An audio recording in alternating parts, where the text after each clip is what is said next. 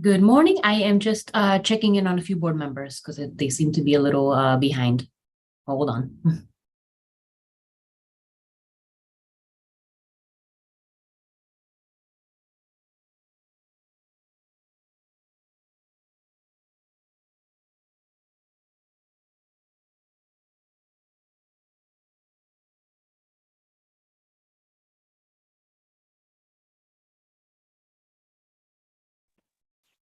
Hello?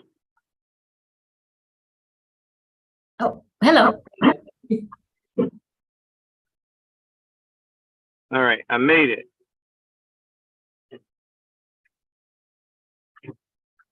I'm also checking with a few other board members.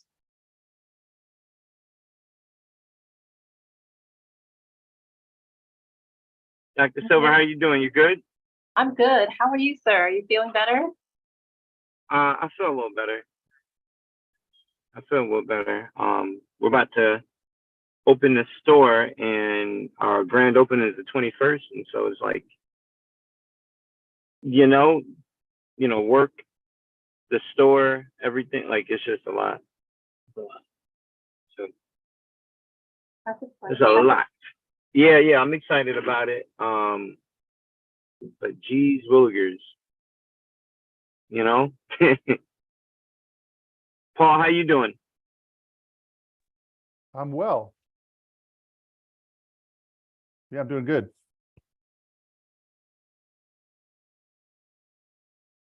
The store sounds exciting though. It's pretty exciting. Give me 1 second. Hold on.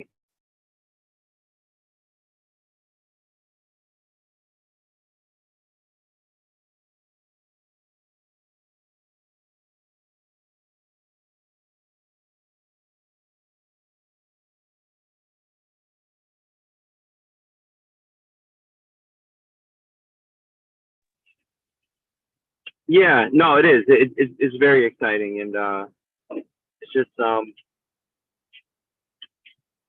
gotta write things down these days. Yes, funny. I hear you. Yeah. Yeah, I gotta write things down. Uh, So, Christina, any responses? Not yet. I just let Mr. Walker and Ms. Brody, who are members, in. I know Ms. Daristo Ledger is back at work, so I know mornings can be difficult, but I also asked if she will be joining. And Okay. Dr. I will check also.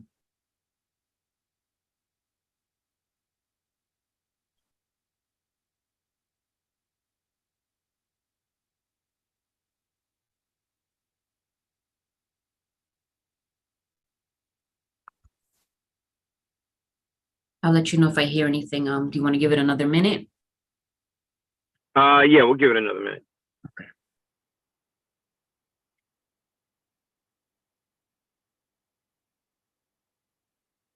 Because I don't think we have a lot on the agenda today. From what I remember. So, just give me a moment to get into my office. I'm turning the corner, so I'm gonna go on mute, and we'll get started as soon as I get in my office. Sounds good. Okay.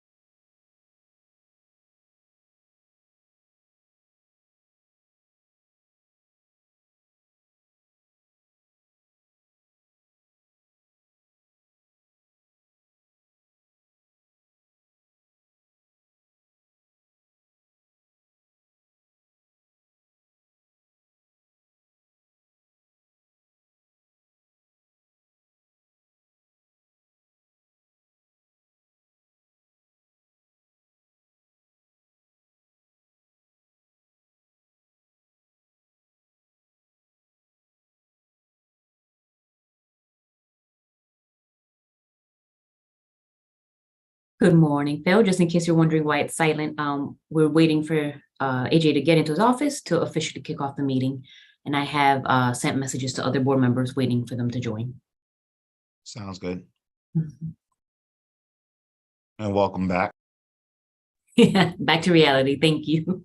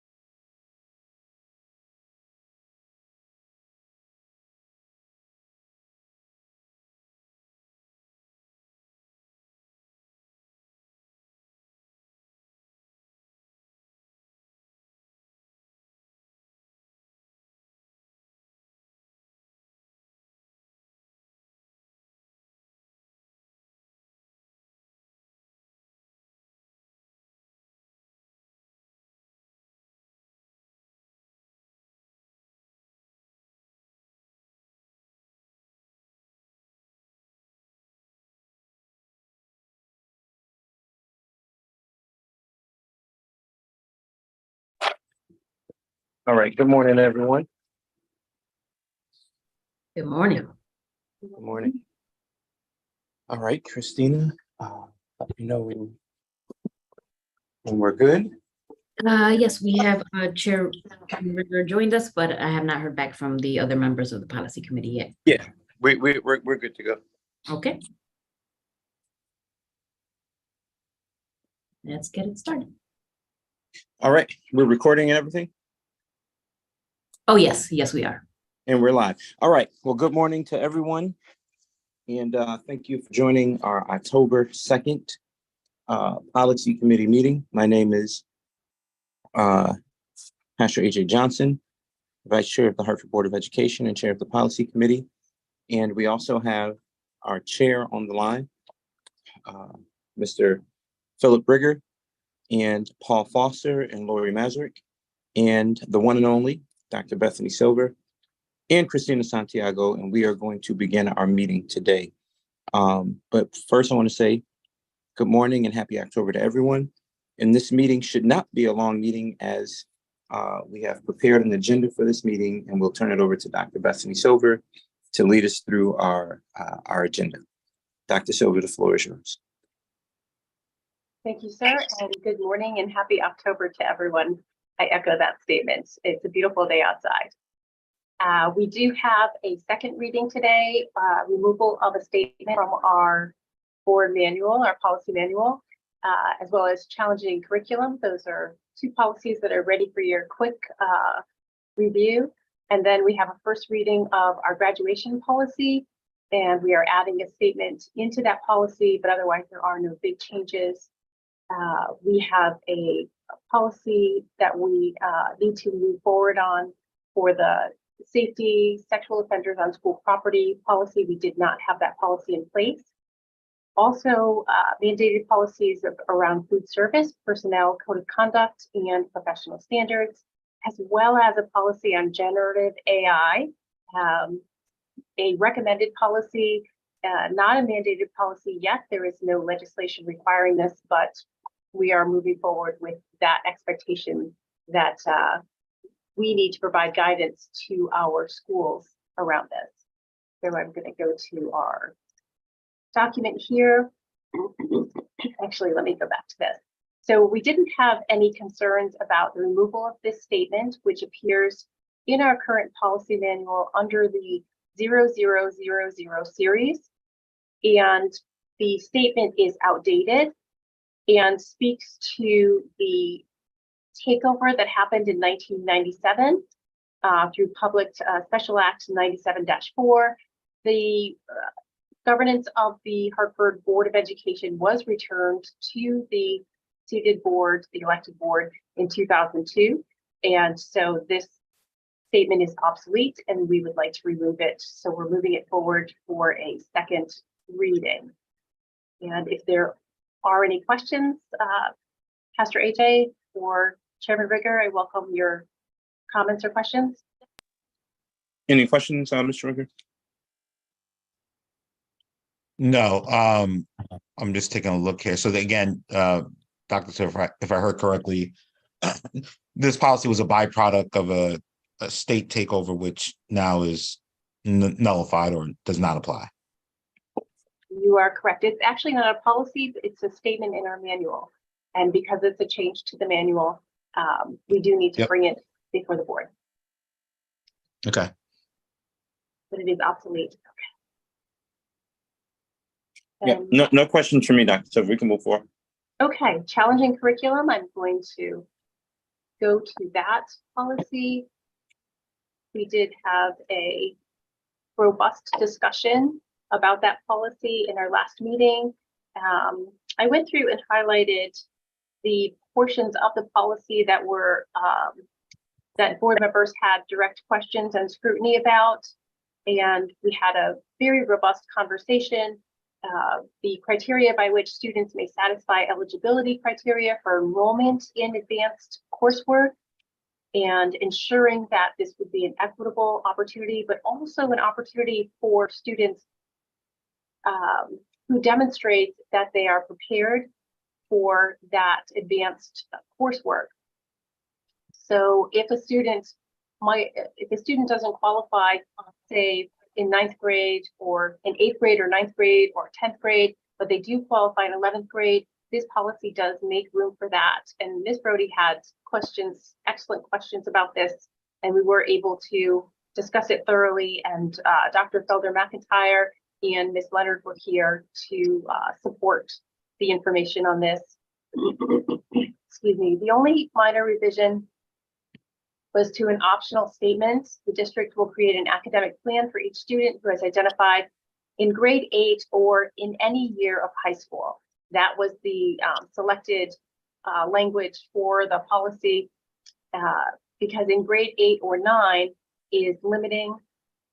And we wanted to make sure that a student would become eligible for advanced coursework during any grade in high school.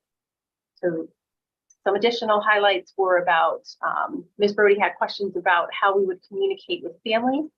And so Dr. Felder McIntyre did share how our families will receive information. And so this policy will go to, excuse me, our full board for a second reading and adoption at our next Board of Education meeting. I pause here.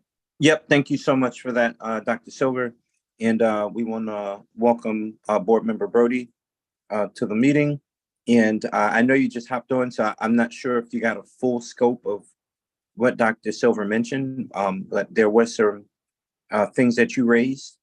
And I believe Dr. Silver and staff were trying to satisfy your inquiry. So I just want to pause here, Ms. Brody, to see if you if it's satisfactory before we bring it to a second vote. Also to you, Mr. Rigger. And I believe y'all know me as a chair. If it's something that we don't think is going to pass, I say we pull it back until we can have full consensus on it as a, as a committee, and then bring something whole to the whole board. So I just want to make sure. Yeah, go ahead, Mr. Rigger. No, I appreciate that, and I would default to Board Member Brody around the language and the intent that we're trying to capture here. I know she had some very specific questions, and I was not part of those initial discussions, so I would default to Board Member Brody on the best way to move forward on this policy. Thank you and good morning, everyone. I appreciate what's here, but what I was asking was more, and this is the highlighted area is the area that we're saying how we're going to communicate. Is that correct? Yes, ma'am. Some of the ways in which we will communicate with families. Yeah, when I was, and I did feel that that I wasn't clearly communicating. I'm saying, like, what are the ways? Like, I understand we're saying, like, are we going to reach out? How? That is what I was trying to understand, because we got kind of caught up in the district will monitor, but no, okay, that's good, because we should monitor how, but how are we going to communicate these things? And for Chair Rigueur, what I was trying to call out was that parents, we don't know when our child is necessarily in a advanced course. And even when, like, say if a student is taking a course like at the actual college and they're being told, well, maybe we think you should drop the course, because they know how rigorous it is. And parents are not in that conversation. So I was saying, how do we make sure parents, like, could we call out exactly how we're going to communicate with parents? Are we going to, is it a form letter we have that goes out, your child is going to be enrolled in this course? Is it an email? What is the thing, not that will monitor? Like, what is that exact communication? So that's what I was trying to, that's what I was trying to accomplish. Yeah, I appreciate that. So I'm hearing two things. One is the policy itself, and then two is actually executing on the policy. And what I would say, I think it's perfectly fine that we provide language of kind of like the modes of communication, but make it so forth that it's not super scriptive, because as we know, modes of communication changes all the time. I mean, certain things are standard, but I don't want it to be so specific that it like cuts us off from other modes of communication, right? Whether that be social media. Now I'm hearing like TikTok is becoming the big, like it's replacing Google in some instances for Google for searches and so forth. So I hear exactly what you're saying. Again, for me, Ms. Brody, it's let's make sure we have the policy and then actually able to execute on that policy.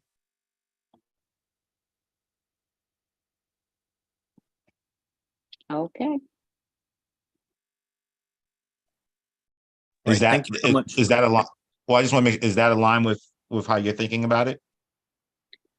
I mean, even if so say if we have a set way of how we communicate with parents, like we have a uniform way of how we communicate with parents. Even if we're not naming that uniform thing, because it does change, right? It is PowerSchool now. It might not be, but we at least need to name it in a way that whatever that communication norm is, that's how we're going to communicate this. Yep. So it doesn't have to say PowerSchool. Ooh, sorry, I heard an echo. But it should say our way of communicating is in line with our standard district and whatever that entails. Because I know PowerSchool, I get an email, I get so many, like they hit us up on so many different levels. But I think just saying, instead of saying we will monitor, to call out that we will communicate in that manner of how we communicate. Yeah. So I think, I'm not sure if you're able to see the screen. I think Dr. Silver is capturing it without naming PowerSchool. So it says communication outreach will align with standard district practices, which include but are not limited to letters, emails, phone calls, text messaging, information sessions, newsletters, and other mediums. So I think that's broad enough without calling out a particular vendor per se. Thank you. So then maybe offline, we're communicating with high schools, because I know some do better than others, to make sure this is big, right? Your child is taking these courses and parents should know about that. So that's a whole, that's a different expectation of our school, of our building leaders. Thank you. Thank you. And I appreciate the dialogue. And I also appreciate the, again, in policy is not meant to be so specific, but, it's meant to leave room. And I agree with the sentiment that, with the open statement that we have here, that allows us to grace an opportunity to, involve other mediums like TikTok, so forth and so on. I would like to just honor the presence of Dr. Jim Schmerling, who just joined our meeting. So good morning to you, sir. And we're going to move right ahead, Dr. Silver. Is this the end of this second edits for the second reading? Yes, sir. That concludes the edits for the second reading. And I think we're ready to bring this to our full board for a vote at our next full board meeting. Yeah, so I'm feeling comfortable about bringing this forward. Ms. Brody, do you feel comfortable moving this forward? Yes. All right, Mr. Rigger, do you feel comfortable moving this forward? Yep. Okay, Mr. Schmerling, I know that you just got on, but we're doing the second reading of this policy. So I'm not going to ask you if you want to move this forward, because you might just be getting acquainted to it. But if you don't mind just making some communication around this particular policy with me before the end of the day, that lets me know you want to move this forward. That would be helpful. Yeah, I did review it before the meeting, so I'm good with it. Okay, thank you so much, Dr. Schmerling. So yes, we can move forward, Dr. Silver. Thank you very much. We'll return to our agenda.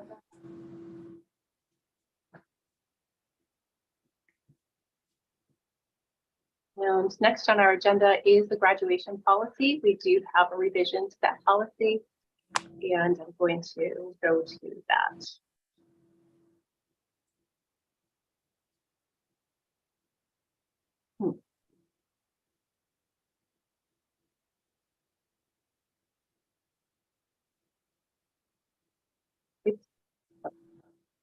Take your time. I mean, I can just say that the view from your window looks great, when it's not cloudy or raining. So. Oh, it is beautiful, isn't it? Yeah. That. We do have a beautiful view. Here we go. Here we are. Sorry for the delay. Yes, so we have, this is our graduation requirements policy. We have revisited this quite a bit, and always something new here. The change, I know our team did a lot of work last year, Ms. Avicoli and Ms. Leonard, on updating this policy to capture all of the graduation requirements. Also, Dr. Ali was involved with that. And I just want to bring us to, in that editing process, there had been a statement that we are required to have about veterans who have served in conflicts, and if they departed the district during high school to enlist in the service and serve in a conflict, and they failed to complete the requirements for their high school diploma, we were able to award them an honorary diploma. And that language was lost in the last update. However, so we're bringing it back, and we're also expanding that. We've consulted with CAPE, and what we have added here is not only honoring veterans, but also others with a history of service. So the additional statement reads, Hartford residents with 50 or more consecutive years of residency in the state of Connecticut may petition the Hartford Board of Education for an honorary diploma. Applications are invited from veterans, as well as individuals with a history of service to Hartford that spans 20 or more years. Veterans include any World War II veteran, veteran of the Korean hostilities, or Vietnam era veteran requesting such diploma who left high school for military service as defined in the statutes and did not receive a diploma as a consequence of such service. So I open the floor to return the floor to you, Pastor AJ. Yeah, appreciate that. Thank you so much. I appreciate this this update, and there is a story of a gentleman that falls within this context, and I'm not sure if it's worth sharing. But Dr. Silver, do you mind just giving some some background of, the one representative that will, benefit from this policy. And I think that will provide a colorful context of, what this can do. Thank you, Pastor AJ. We are aware of one person who, during the rioting associated with the assassination of Martin Luther King Jr., there was a walkout at Hartford Public High School, and our students rose up in the spirit of social justice and walked out of school. And there were some students who were allowed to return to school during the next school day, and other students who were not allowed to return for unknown reasons. And so we did have a student who was expelled because the student joined the walkout, and that seemed arbitrary and capricious in terms of the application of consequences for that walkout. At a time in our history, the history of the United States was a very defining moment for us.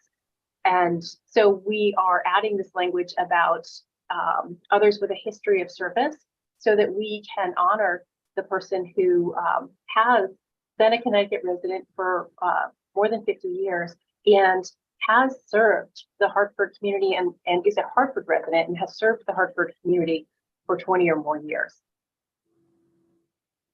Thank you. Thank you for providing that context. And I think that's an awesome story.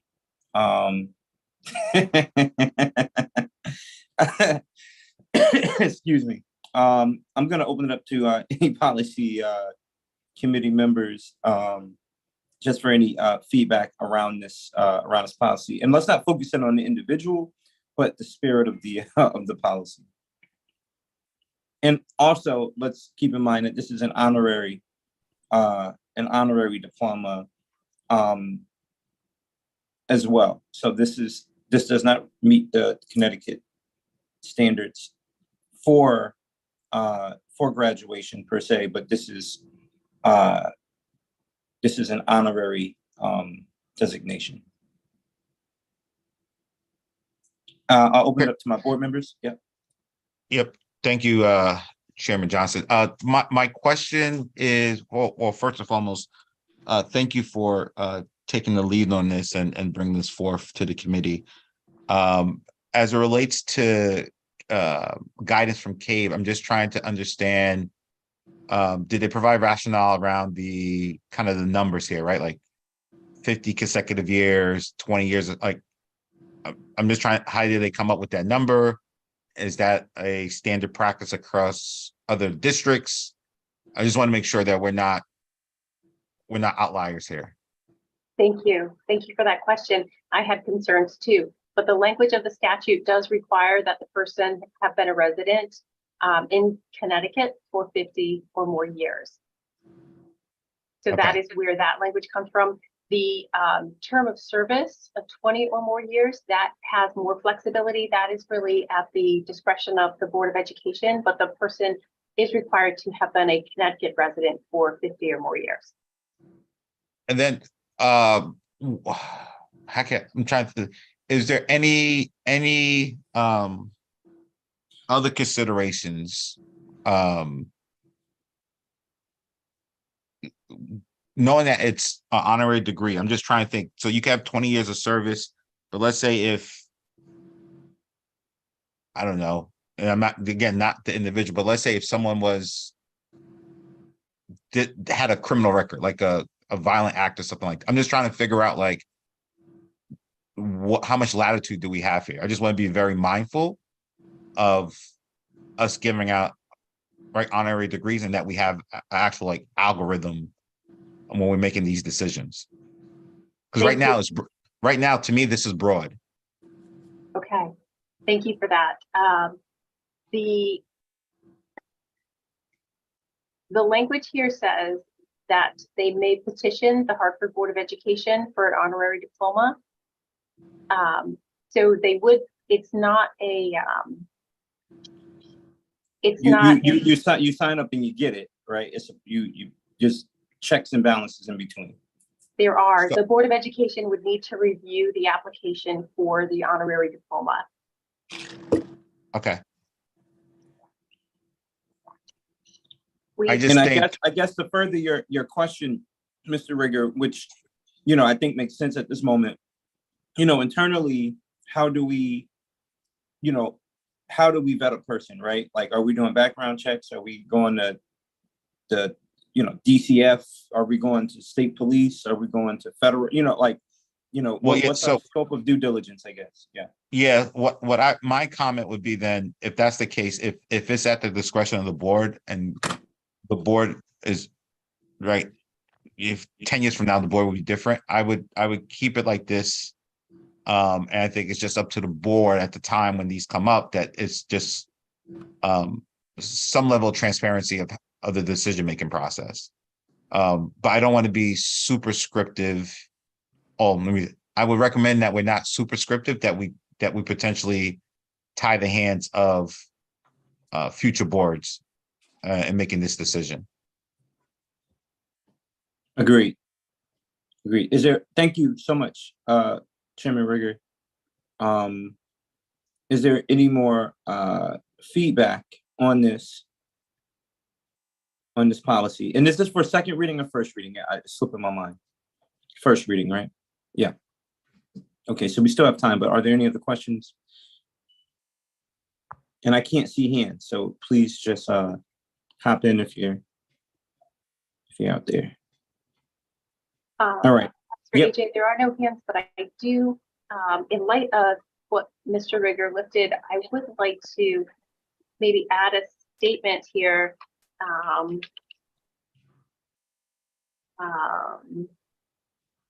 May include evidence of service, because that could be both. Applications may include evidence of service and potentially a background check as well. Again, at the discretion of the board. So I'd like to, applications may include evidence of service, residency, and background. I'm not sure what the terminology is exactly for like a background check where you would search for evidence of any criminal history. Mm-hmm. So maybe this language, Chairman Rigger, applications may include evidence of service, residency, and I'll pause. I see Ms. Brody's hands up. Thank you. She may have the same question I have, but thank you.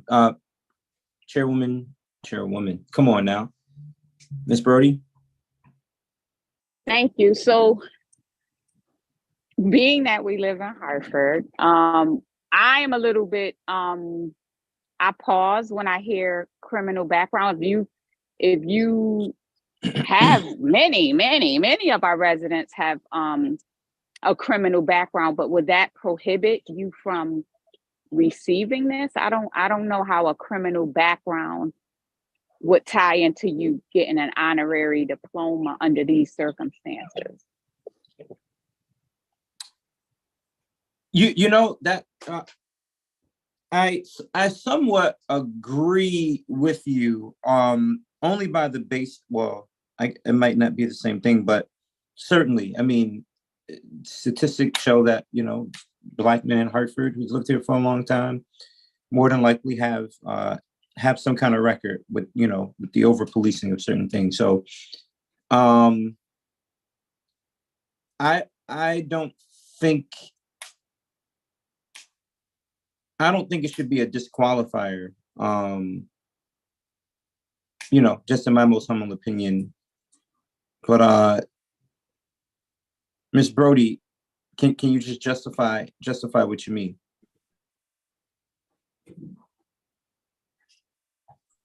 Yes, just to have that listed at all. Like, I don't know, maybe I don't understand the thought behind it. Because it's plenty of people who have a criminal background but they go on to higher education and receive PhDs. I don't know. I don't understand criminal background versus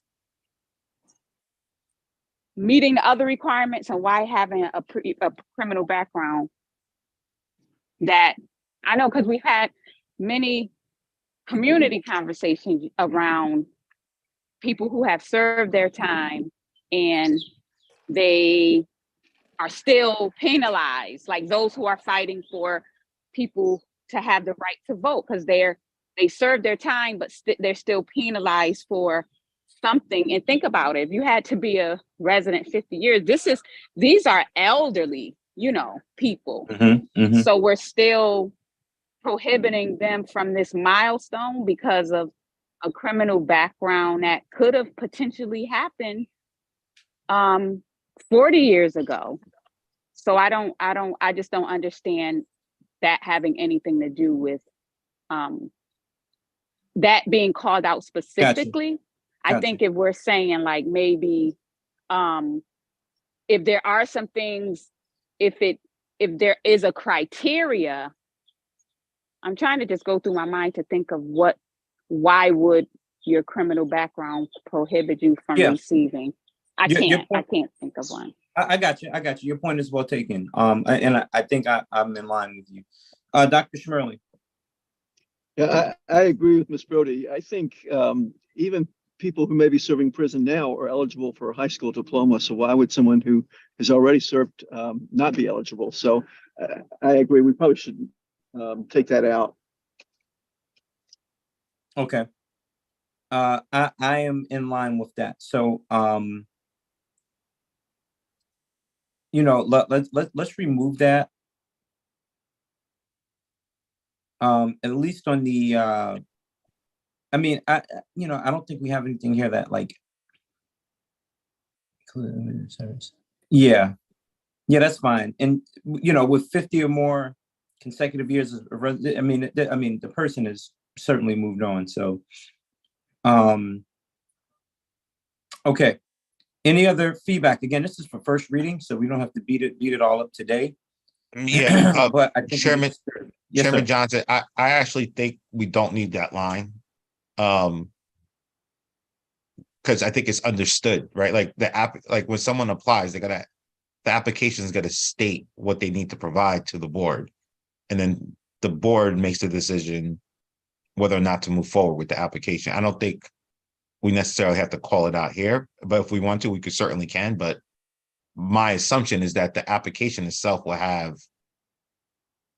will call out what's needed for that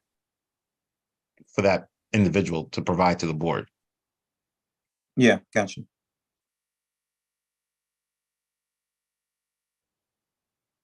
So to clarify, would you like to remove the statement altogether? Applications may include but are not limited to evidence of service and residency. Would you like to remove that statement? For me, I'm not sure how others think about it. For me, I don't think it does anything, because they're going to have to apply anyway, and the application is going to say they need to do X, Y, Z. And again, I don't want to limit what the next board wants to do as it relates to this policy. They might want to do something else with the application. Mm-hmm. Yeah. Okay. Fair.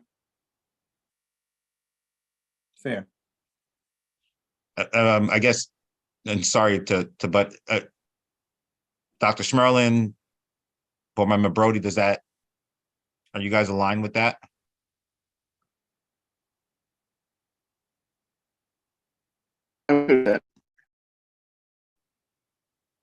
Yes.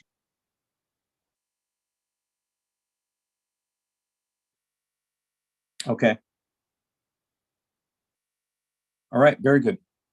Dr. Silver, thank you all so much for your participation in this. Again, I think this is a good piece of policy, and I think it will open up some doors for some folks who, as someone who has been a part of peaceful protests and just a part of that, I certainly understand, been a part of peaceful arrests, organized peaceful arrests, and that the time frame that we're looking in, that's something that was real. So I appreciate the dialogue on this. Thank you, Dr. Silver, for your hard work on this as well. Let's move on. Again, that policy will go for first reading at our next meeting. Thank you. The next policy up for first reading for our Board of Education is our safety policy for sexual offenders on school property. And just as a information for your background, we did have a partner of a guardian who came to pick up students at the school.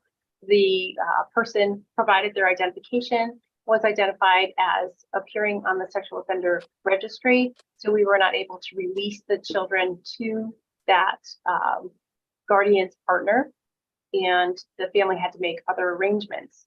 And we realized that we don't have specific steps to follow when a guardian does have a partner who is a sexual offender. And so we do have this policy 3516.5. And this allows us to set parameters and guidelines around how to manage this type of situation. So it gives our schools a path to follow. And everyone received the policy in advance. And we do have a non-parent sexual offender is prohibited from entering a district school except, and here is the, when they're voting and entering school property solely for the purpose of casting a vote or to attend an open meeting. And then a non-parent sex offender who attempts to communicate electronically with a student while the student is on school property will be considered on school property without permission and will be in violation of this policy. So we can take action to protect the child. Parent guardian sex offenders, parent guardian sexual offenders are prohibited from entering school property except when he or she is a qualified voter to attend an open meeting with the superintendent's prior written approval in the following instances. So when the parent is a convicted sexual offender, we have 3 opportunities here that would give them the latitude they need to be a parent. But I see Ms. Brody has her hand up, so I want to pause. Thank you, Dr. Silver, for recognizing that. Now, Ms. Brody, is this I just want to caution just really quickly, can we have Dr. Silver read through the whole policy before we entertain questions so we can just get through everything and not just jump in? We can just take care of it at one time. Would you be willing to honor that, Ms. Brody? Even if it's relevant to this, like when she completes a section, how do you do it? Like when you pause as it's appropriate? Well, Or you read through the entire I would like her policy? to read this whole thing and just hold questions just for one moment, just so we can just get everything in one swoop. So if you just don't mind pausing, how much more of the policy? Go ahead. She can go ahead. Okay. Thank you. Yeah, I'll be quick with this overview. So we do have parent, guardian, sex offenders would need to get the superintendent's approval to transport their child to and from school, to attend a conference to discuss his or her student's progress, placement, or individual education plan, and under the circumstances on a case-by-case basis as determined by the superintendent. So it does require review.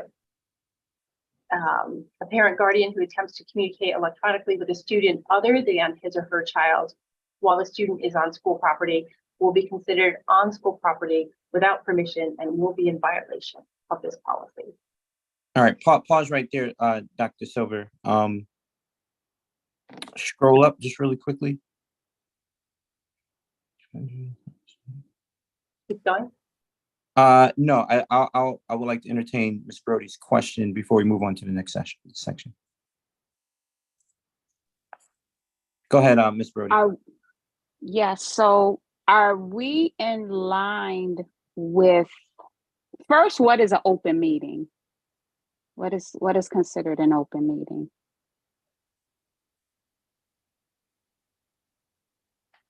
Well, how I would interpret that is like, say if it's election season now, right? And there's a group renting Annie Fisher School outside of school hours.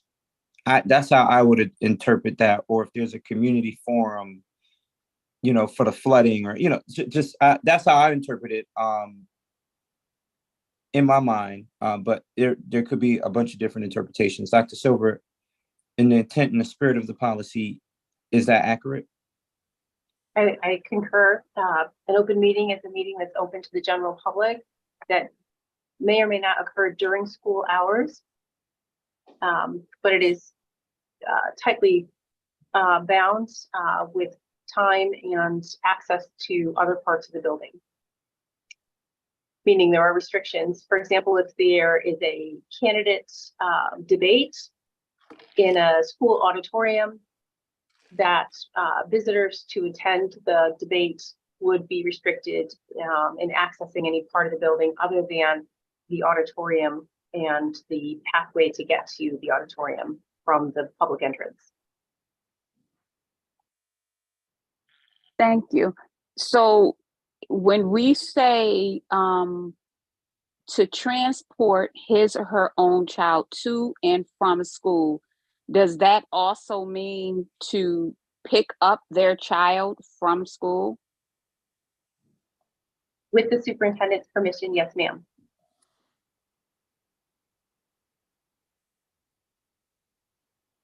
So how is this, how do parents know this? I'm not thinking about the sex offender. I'm thinking about the other parent, maybe at work or family member, is a process that they need to be made aware of that they don't know, or if they're because we all know if what your background is, if your parental rights have not been terminated or limited by a court, you have full rights. So how are we in line with that rights? I just don't clearly understand. So thank you for that question. This policy was written by CAVE, by the attorneys at CAVE, and does align with the legal requirements around sexual offenders and their presence in schools, as well as parental rights and for parents who are sexual offenders. They're giving them the space that they need to be the parent to a child if they have not lost parental rights. For example, if someone was a convicted sexual offender who had a relationship with a minor and ended up marrying that minor and having children with that minor, 15 years later, they have a family and both parents, the person still has that conviction on their record and are identified as a sexual offender, but are the parent of the children at the school. And so that in that situation, the parent would need to work through the office of the superintendent to ensure that they are adhering to the expectations of the school district to have the option to transport their child to and from school, attend conferences and IEP meetings, and anything else that, that family member, that parent would need to be present on the school grounds for purposes related directly to their child. Okay, so does 3A, it seems like you mixed 3A with 3C. So 3A is to transport his or her own child to and from school. And I asked, well, from school, picking them up, because all kids can't just walk out and walk freely. And then you said under case by the superintendent, but that's C. So are we mixing 3A and 3C, just for clarity? Okay, so the superintendent can provide written approval for the following instances. So for the parent to transport the child back and forth to school, which would include picking the child up at school for, say, a doctor appointment or something, Mm-hmm. to attend a conference to discuss her or his or her student's progress, to go into the school to meet with the team around the individualized education plan, and under other circumstances on a case-by-case basis as determined by the superintendent. So if there was something else, some other event, the person would need to work with the office of the superintendent to get permission to participate in that other event. So someone with a sex offender conviction and on that, whatever, however that looks, they are able to come in and pick their kids up from school. Is that how this reads? Because that's how it looks to me. It looks like 1, 2, 3. I'm definite, because I know some of us think of sex offenders as a scum of the earth. So I am not ever advocating for them, but I just want to understand, number one, so I know how that looks. So when people is in the school, I know what kind of people it could be that's there, maybe engaging at the security desk. I'm assuming they're stopped there, but how do we, because we have policies and we can't think that parents are, and this is like a touchy one, that they're reading policies. But how does a parent know this? Because this is probably more common, I think, with. So how do you know that? Does they get to the security and at one time, do they have to get this, like, does this have to happen to them for them to know for the future? It has to be a thing like, oh, you can't pick them up. And now that particular parents know. So it's gonna be something that's, you have to experience it to know that this is gonna happen to you, or this is what you can and can't do. Again, I can't see other hands. Dr. Silver, go ahead and respond, and I just want to make a comment after you do it. Okay, thank you. So everyone would be stopped at the front desk and asked for identification, and that is a default check that we do through the Raptor system for every person who's entering the school when the school is in session and there are children in the building. And I'm thinking about, coming to school to vote, that type of thing. That's a different situation because school is not in session and there are children in the building. So if a parent experiences a failure to access the building or access their child because they are a convicted sexual offender, they would learn then. But also, once we adopt this policy, we certainly would provide it to our schools so that our community would be aware that if a parent is a convicted sexual offender, they would need to go through a process in order to get permission to pick up their children or their child at school, or drop the child off, as identified in this list of allowable circumstances around which the superintendent might give permission for someone to come into the school building. So my question is around the Raptor system, right? And again, I'm not assuming that you're an expert on the Raptor system, but I know when I go to my son's school, I have to, submit ID. Does that Raptor system have access to those sensitive files and information regarding a person's background, so forth and so on? Dr. Silver? Thank you so much for that question, Pastor AJ. I will need to get information from Chief Davis Googe, who oversees that. Oh, hold on. I do have evidence here, information on the Raptor website that they do screen at the front desk for whether or not the person is a convicted sexual offender. Okay. So I think to Ms. Brody's point is, again, this is more common. I've worked in mental health for a number of years and started one of the first rehab programs for sex offenders getting reallocated into the community with mental health issues. So this is more common than we think. And I think for parents that are, you know, again, we have a very transient community in Hartford where, you know, some, you know, parents go, families come, families go and come back kind of thing. I would want to, again, show as evidence that you put forward with the Raptor system that they're able to process that information. Not only processing the information, get some kind of correspondence so parents can, so they're not embarrassed to show up to the school or information put in the Raptor system, and there's something that comes that there's some pre-notification to parents not embarrassed coming to the school or trying to send somebody coming to the school that can't go, because I think what spirals this confrontation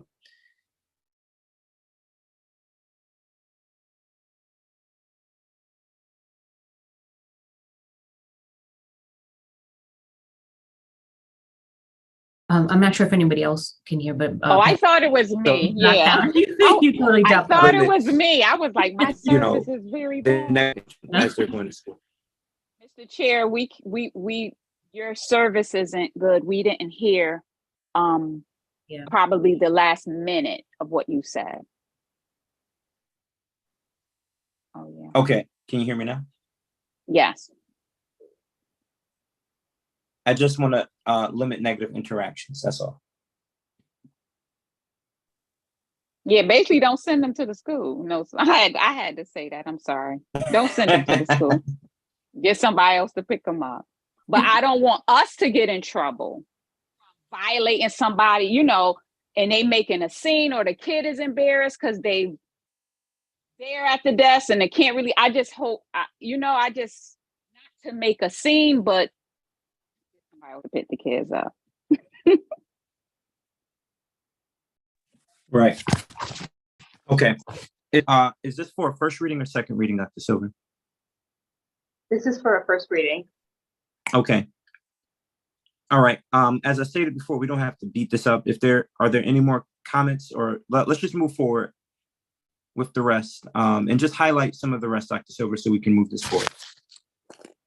Thank you so much. So we do have instances where a student could possibly be a convicted sexual offender.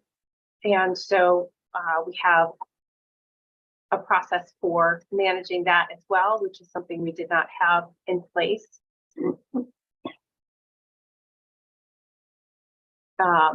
But we do have here that if the superintendent or designee determines that in the best interest of the district schools, the student sexual offender should be placed in an alternative educational setting, the district shall pay for the cost associated with this placement.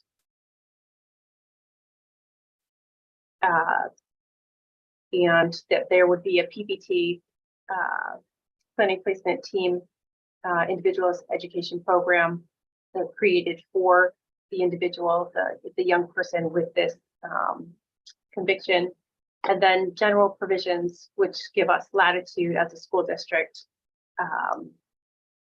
to do what we need to do to keep everyone safe in our schools.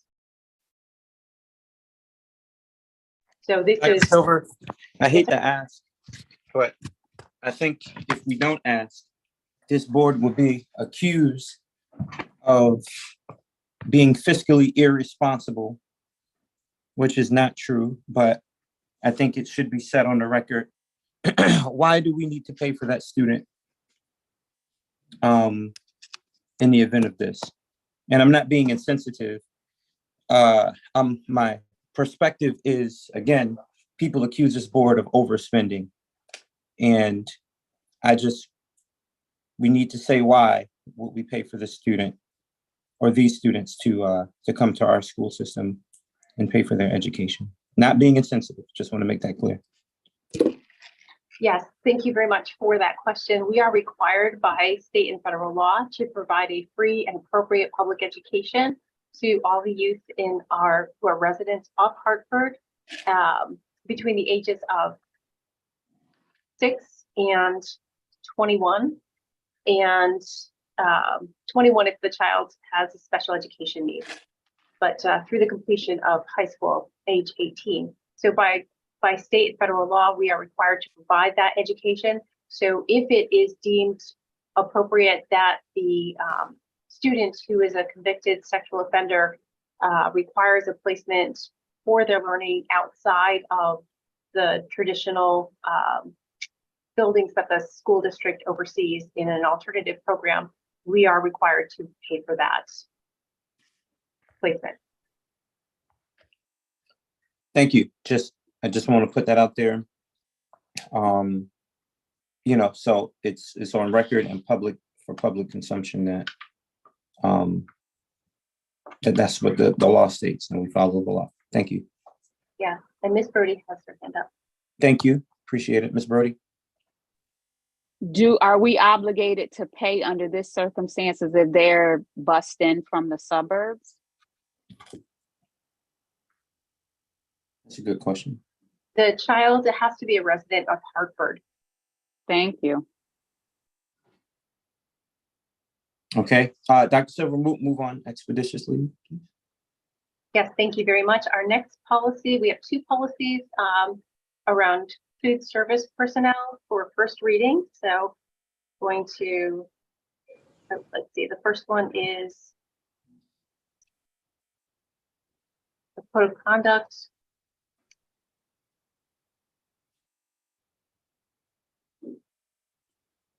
Here we are. This is a standard policy from the Connecticut Association for Boards of Education, or CABE. It has been reviewed by our Chief Davis Gooch, Chief of Operations, as well as by two of our food service personnel, who both are in agreement that the policy meets the expectation and the need. So this is a mandated policy. It's around a code of conduct and gives us some general guidance around to support our food service personnel with their code of conduct. And everyone has received a copy of this policy, and it is for a first reading to our Board of Education. Dr. Silver, Yes, quick sir. question. As we're in the first reading for this, I know that our food service folks have a union, and I just want to make sure that they have a level of participation on this. Is that something that we can engage with, you know, our food service union members or union leadership around this? Again, I don't want to create policy which will, you know, like I said, I mean, we don't work there. We don't know what the day-to-day is. And I don't want to create policy that's going to stifle or put any more pressure on our employees that's just might be unnecessary from this perspective. So as this is in first reading, I would at least like to have some dialogue with union representation along this. Now, code of conduct is what it is, but at least with having some dialogue with folks would be helpful. Thank you for that. Absolutely, Pastor AJ, we can socialize this policy as well as the other food service policy around professional standards. So we will move forward to do that. This policy has a lot to do with, it does provide oversight for the code of conduct for food service personnel, but also has a lot to do with awarding contracts. So we can absolutely do that. So with your permission, we will move forward with socializing this policy and go to our next policy, which is food service personnel professional standards? Yes. Thank you.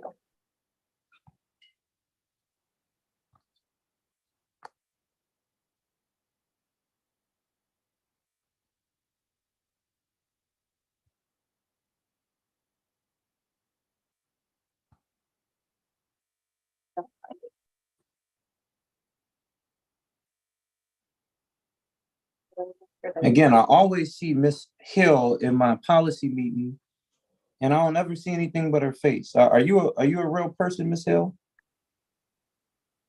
Good morning. I am a real person. Okay, you know, this AI thing is out of control, man. I don't know. I'm just behind the scenes trying to provide the best support to everyone that I can. And she Okay. does. She very much does. And it's Miss Eiffel. I know. You got to check your reading glasses, age. Eiffel. I'm sorry, Eiffel. I thought that says Miss Hill. My bad. See. Gotta write things down. You need a stronger prescription. Yo, it's getting boy. real senior citizen like over here, man. I promise. But go ahead, Dr. Silver. Thank you so much. Again, this is another CAVE mandated policy, policy 3542.41. And yeah, I just want to echo the sentiment that Ms. Eiffel is a tremendous asset to the district. Let's see, so this is the professional standards for food service personnel. This is a standard policy from CAVE, and it gives us guidance for providing food service for school breakfast, school lunches that meet the dietary specifications with the Healthy, Hunger-Free Kids Act of 2010, which is periodically amended. There is a revision here. The service shall be under the supervision of the Food Services Director, who shall be responsible to, and in Hartford, that is our Chief of Operations. The Food Service Director shall be hired under specific job specifications and approved by the board. The board shall comply with the minimum professional standards for school nutrition personnel who manage and operate the National School Lunch and School Breakfast programs. And a reference to where that documentation can be found, those regulations. As well, the board believes that the fulfillment of these professional standards for food service personnel will result in consistent national professional standards that strengthen the ability of school nutrition professionals and staff to perform their duties effectively and efficiently, requiring proper qualifications to serve in the district's child nutrition programs is expected to improve the quality of school meals, reduce errors, and enhance program integrity. So balancing the need to provide delicious, nutritious food to our students and the students' desire for particular kinds of foods, this policy helps us to adhere to these national standards, which are part of the, we have a community eligibility provision under Title I that allows our students to have free reduced price meals. And in order to have that national school lunch program, school food program, we need to comply with the nutrition requirements for the food that the students receive.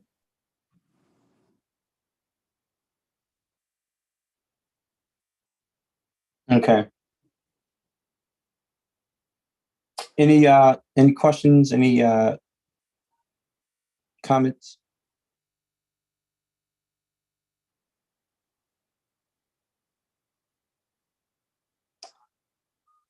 Okay. You know, obviously, you all know how I feel about some of the food that we serve in Hartford Public Schools and the feedback that we've been getting from our community. And, you know, I don't know if it's a matter of standards that we're following. You know, maybe we're trying to make it too healthy, or if it's a matter of portions. Either way, I just wanted to raise that. That again, I don't know if it's the standards. I don't know if it's. I'm not sure what it is, but we've been getting some negative feedback on portions and what kids are eating in school. And that may have nothing to do with professional standards for food service personnel, right? But I do want to raise that as something that I believe this board really wants to look into. We want to provide some, not just free meals, but meals with, sustenance and something to look forward to. So again, that may have nothing to do with professional standards with the food service personnel, but just wanted to raise that. If there are no other questions regarding this, let's move forward.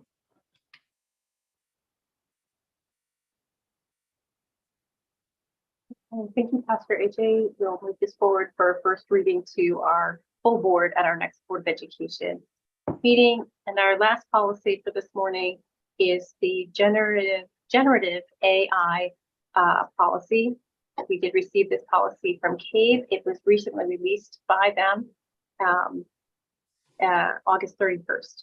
So we are very happy to have this policy. As many of you may be aware, artificial intelligence and the features of artificial intelligence can certainly make it easier for students or anyone to generate text in response to a particular prompt. So this policy puts in place, well, let me just read it to you. The Hartford Board of Education is committed to providing our students with innovative and effective educational experiences to foster high levels of learning and opportunities for self-expression. As our schools prepare students for a future that demands adaptability, critical thinking, and digital literacy, we recognize the potential of generative and artificial intelligence and other related technology tools. As with all technologies, users must be mindful of and adhere to all considerations ensuring responsible and ethical use, especially as it relates to mitigating bias, promoting transparency, and ensuring the benefits of AI are accessible to all students. While ensuring the responsible use for those interacting with and creating content from generative AI technologies, the board underscores its commitment to fostering a dynamic and engaging learning environment that leverages the advances in AI to enhance student learning outcomes and equip students with the skills and dispositions needed for success in the digital age. So this policy speaks to the evolution of technology and also our need to ensure that our students are skilled in understanding its limitations and capacity. Back to you, Pastor AJ. Yes. Are there any comments or feedback on this policy?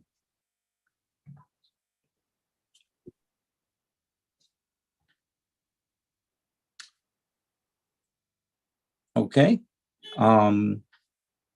Let's move it forward for first reading. Thank you so much, Dr. Silver, for leading us through all of this wonderful work that we're doing. As you all mostly know, that this policy committee is the one of the primary functions of what Hartford Public Schools does. This committee and finance are the two strong arms of the board and should run properly. And so I want to thank Dr. Silver for leading us through this. And at our last board meeting, we mentioned that she was going into partial retirement, but it is my understanding that you will be here with us in I guess a consultant role or a limited capacity. And we just want to thank you just for not just leaving the work undone. And so we appreciate you for that. And I don't think, we can fill those shoes. And so you've done a lot. So thank you so much for that. And to my policy committee members, Ms. Brody, thank you so much for your participation. Thank you, Dr. Schmerling. Thank you, Mr. Rigger. And just really thank you to the staff that lifts this up, this work up. So thank you all so much for your time. Thank you so much for your leadership. And if is there anything else that needs to be said? Christina, Dr. Silver, Paul, anybody? No, not from my end. Okay. All right. Well, thank you so much for your time. All this will be emailed out for consideration. Have a wonderful day, and until next time.